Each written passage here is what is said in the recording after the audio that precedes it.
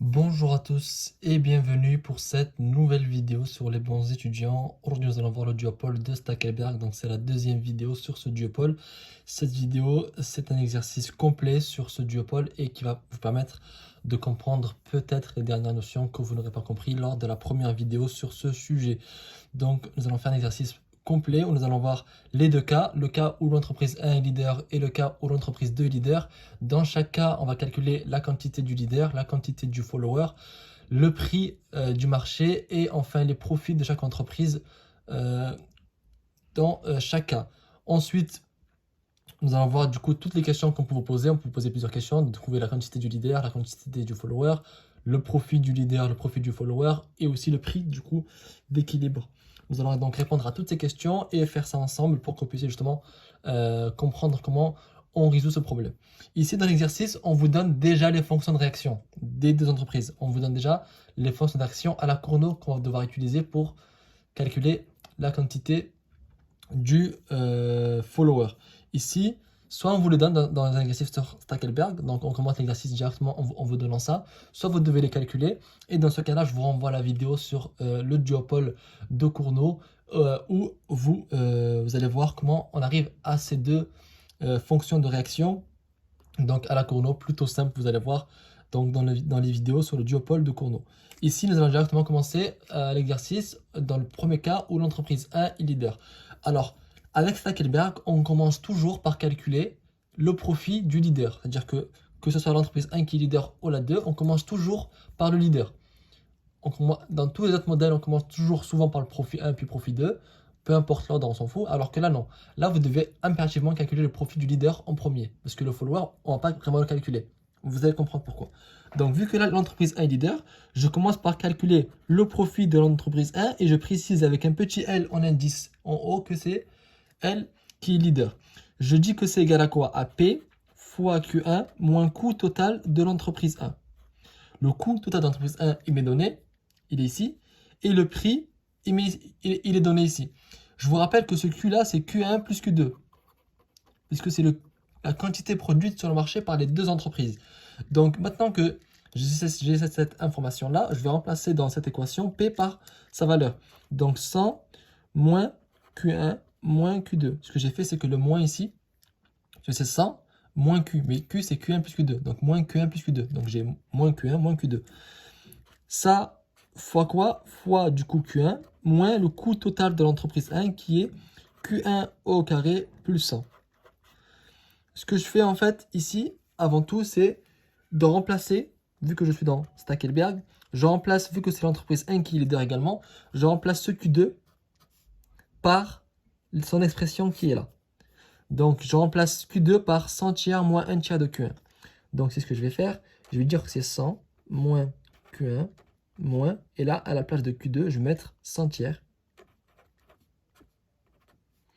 moins 1 tiers de Q1.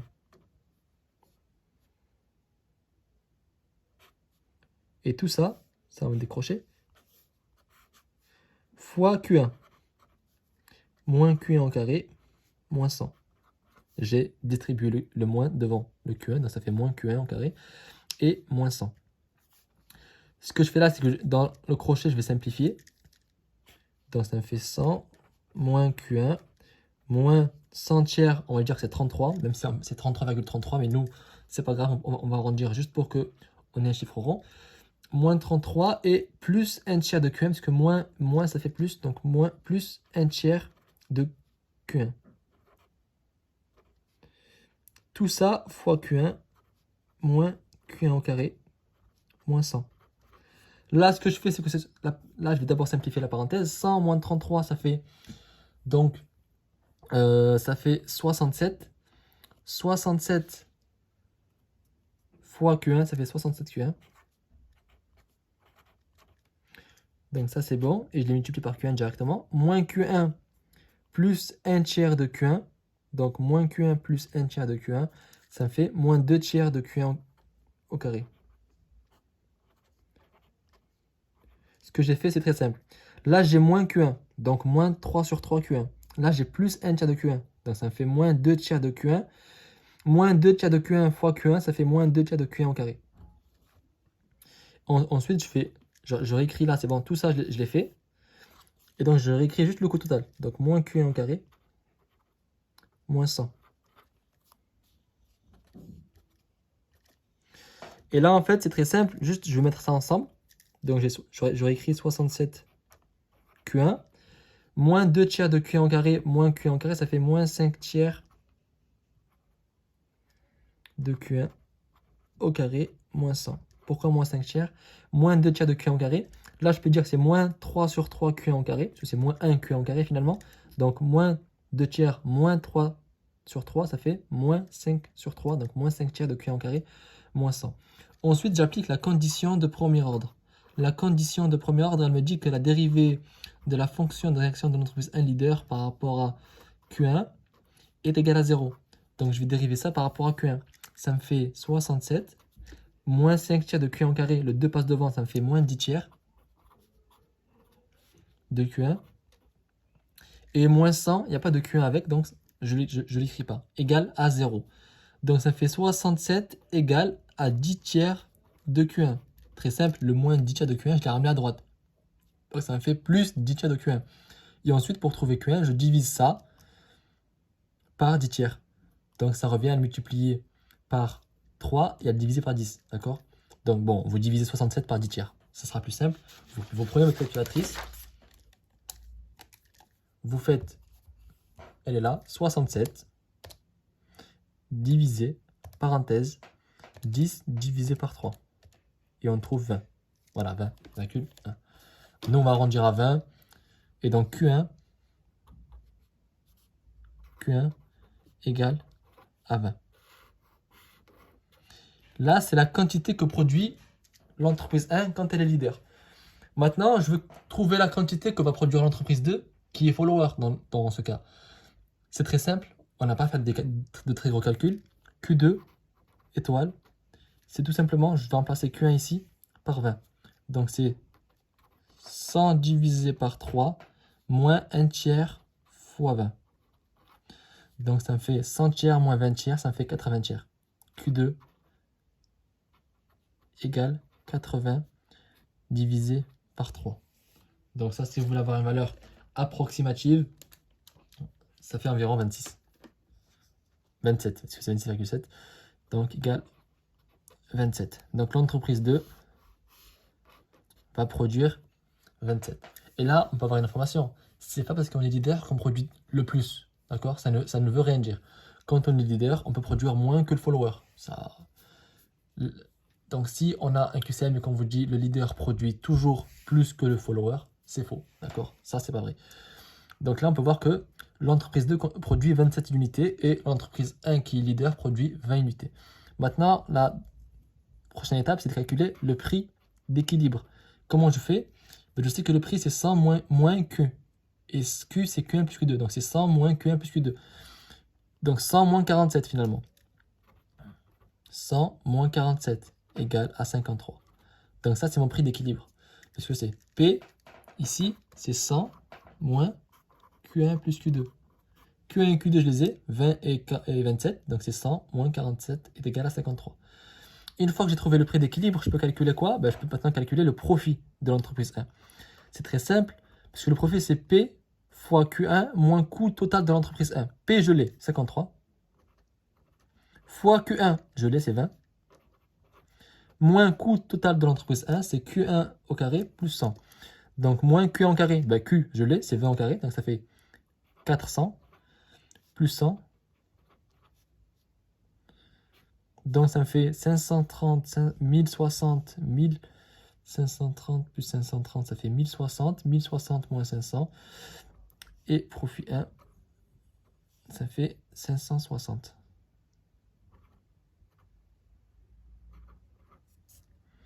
Ensuite, profit 2. C'est pareil, sauf qu'à la place de Q1, donc c'est Q2, donc c'est P. P, c'est toujours le même, 53. Fois Q2, 27. Moins coût total de l'entreprise 2, donc moins 1 demi de Q2 au carré, donc 1 demi fois 27 au carré,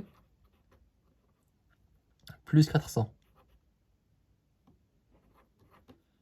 Et là, on fait ça à la calculatrice et vous trouvez un résultat. Bon, qui qui est en réalité peu important. D'accord? Donc là, on a fait le cas où l'entreprise 1 est leader. Je vous rappelle ce qu'on a fait. On commence toujours par l'entreprise qui est leader. On calcule sa fonction de profit. Et donc, on trouve directement en dérivant en Q1 et on trouve la quantité que va produire l'entreprise qui est leader. Ce qu'on a fait, en fait, c'est que dès le début, j'ai oublié de le préciser, mais c'est le truc le plus important, finalement, c'est que dans l'équation de départ, Q2, on l'a remplacé par sa fonction de réaction. Ce qui fait qu'on n'a que des Q1. Et donc, c'est pour ça que directement, on trouve la quantité. Donc Q2, au début, on le remplace par sa fonction de réaction ici. Et donc, une fois qu'on dérive, etc., on trouve Q1 étoile. Donc, la quantité que produit l'entreprise qui est leader. Une fois qu'on a trouvé la quantité que produit l'entreprise qui est leader, on injecte cette quantité dans la fonction de réaction de l'entreprise qui est follower. Donc ici, l'entreprise 2. En le mettant ici, on trouve la quantité que produit l'entreprise 2, qui est follower, donc 27. Et une fois qu'on a la quantité 1 et la quantité 2, on peut calculer le prix, puisque le prix dépend de Q1 et de Q2. Donc le prix, on trouve que c'est 53. Une fois qu'on a les quantités et le prix, on peut trouver directement les profits, puisque le profit c'est P fois Q moins CT de l'entreprise qu'on veut calculer. Donc c'est ce qu'on a fait ici, on a calculé les deux profits. Et ça c'est la fin d'exercice quand 1 est leader. Quand l'entreprise 2 est leader, ben en fait c'est pratiquement la même chose. On commence du coup toujours par calculer le profit de celle qui est leader. Donc si l'entreprise 2 est leader, on calcule en premier le profit de l'entreprise 2 qui est leader. Et c'est égal à quoi? À P fois Q2 moins CT2. P, j'ai dit c'était 100 moins Q1 moins Q2 fois Q2 moins coût total de l'entreprise 2. C'est donc moins 1 demi de Q2 au carré plus 400. Là, ce que je fais, c'est que là, du coup, vu que l'entreprise 2 est leader, c'est Q1 que je vais remplacer. Donc, je vais dire c'est 100, je mets parenthèse. 100 moins, à la place de Q1, je mets quoi? La fonction de réaction de l'entreprise 1. 25 moins 1 quart de Q2. Donc ça, c'est dans l'énoncé, ici. Elle est là. D'accord? Donc c'est 25 moins 1 quart de Q2. Et là, donc, je remets le moins Q2 après. Fois Q2. Moins 1 demi Q2 au carré, moins 400. J'ai distribué le moins sur la parenthèse, donc ça fait moins 1 demi Q2 au carré, moins 400. Ici, ce que je fais, c'est que je vais développer la parenthèse et en même temps multiplier par Q2. Donc ça me fait 100 moins 25, 75. 100, enfin moins et moins, ça fait du coup plus 1 quart de Q1, 1 quart de Q2, moins Q2. Donc ça fait moins 3 quarts de Q2. Q2 fois Q2, moins 1 demi de Q2 au carré, moins 400. Donc ça fait 75 fois Q2, ça fait 75 Q2, moins 3 quarts de Q2 fois Q2, ça fait moins 3 quarts de Q2 au carré, moins 1 demi de Q2 au carré, moins 400. Ici, je vais simplifier tout simplement ces deux-là, parce que c'est des Q2 au carré, donc je les mets ensemble. 1 demi de Q2 au carré, je peux l'écrire 2 quarts. Donc, moins 3 quarts, moins 2 quarts, ça me fait moins 5 quarts. Moins 5 quarts de Q2 au carré, moins 400. Condition de premier ordre qui me dit que la dérivée de la fonction de réaction de l'entreprise 2 qui est leader par rapport à Q2 égale à 0. Je dérive ça par rapport à Q2, ça me fait 75 moins 10 quarts de Q2 égale à 0. Donc 75 égale 10 quarts de Q2. Je vais un peu plus vite puisque on l'a fait juste tout à l'heure. Ce que j'ai fait, c'est que ça à droite, je l'ai ramené là. Ensuite, je divise 75 par 10 quarts pour trouver Q2. Ça me fait combien? 300, ça me fait 30. Q2 égale 30.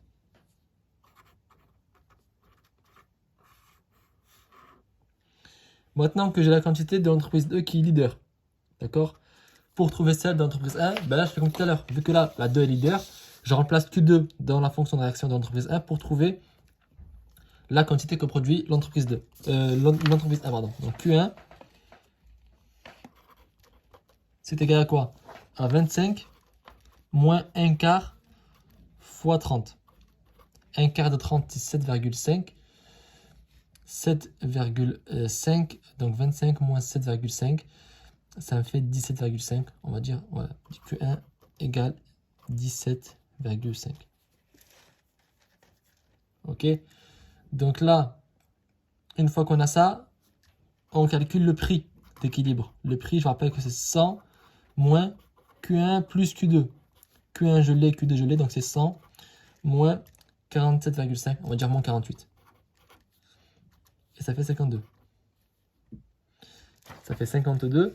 Ensuite, on calcule le profit 1 qui est égal à P. Donc, à 52 fois Q1, c'est 17,5. Moins coût total de l'entreprise 1. Je vous rappelle que c'est Q1 au carré plus 100. Moins 17,5 au carré plus 100. On fait ça à la calculatrice.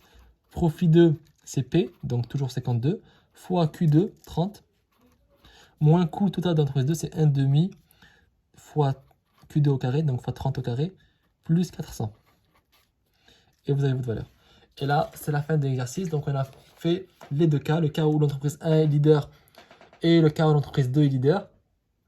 Et à chaque fois, on a calculé le prix, les quantités des entreprises et les profits.